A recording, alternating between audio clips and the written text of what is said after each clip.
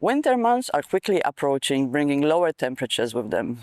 Here in UAE, however, that means something a little bit different than the more northern part of the world. Here, it means the perfect temperature for desert camping, beach and pool outings, as well as growing your own vegetables. Few years ago, I built these raised beds in our garden. As I was about to give it much needed maintenance, I realized that changing the liner and new coat of paint just won't do it anymore. It needed an upgrade. Don't get me wrong, these beds work really well and I'm super happy with them. But in the last few years of doing this, I've learned few things. Number one, I need more space. Number two, crows aren't really our friends and they love to pick on tomatoes. Also, my dog likes to do that sometimes. Yeah. Number three, watering takes a lot of time and effort. So this is how I'm planning to solve it. I will build 2 more beds in addition to the 4 existing ones and rearrange them into a U-shape. I will also add an enclosure with a net to keep the crows and my dog away from the vegetables. Finally, to solve the problem of watering, I will create a sub-irrigation system using 4-inch PVC pipes. I started my work by removing the existing soil and the old liner.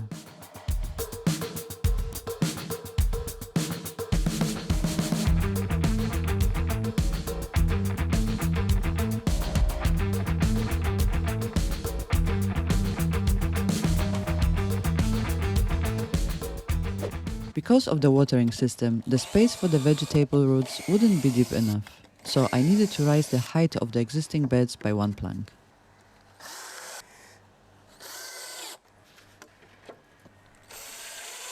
Since I wanted the overall height to remain the same as it is the most optimal for my back, I also needed to move up the legs. Because they are going to be connected with each other on the inner part, I needed to replace the corner legs with the side leg that will help to connect the both. With that part of the build done, I moved on to the construction of 2 additional beds.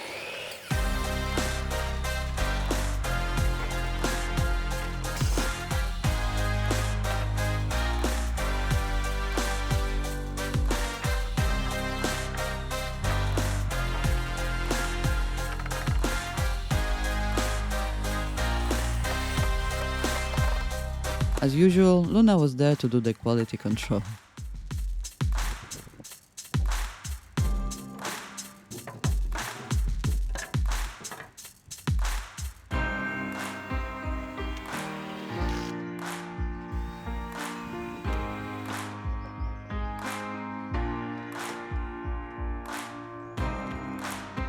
Yes, I did attach those legs wrong first time around.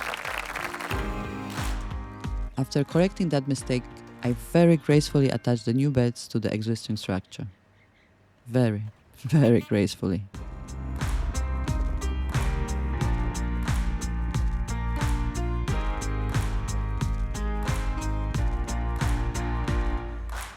I gave the whole structure a quick coat of paint before moving on to the watering system.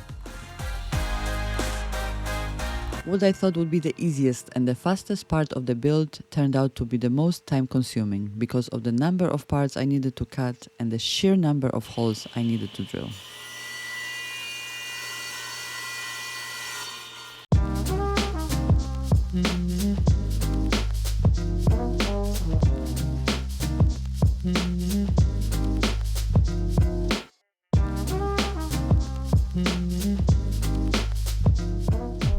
After 300 million holes, I was ready to put in the new liner and start assembling the whole thing.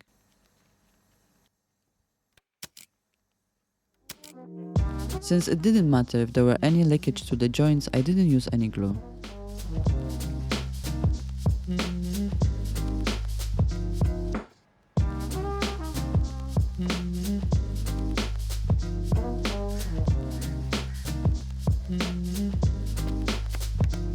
I also drilled 1-inch hole through the bed and one of the pipes to create an outlet for excess water. I made sure everything was working as intended and that there were no leaks before calling it a day. The next day, I put back the soil mixed with compost and planted all the vegetables.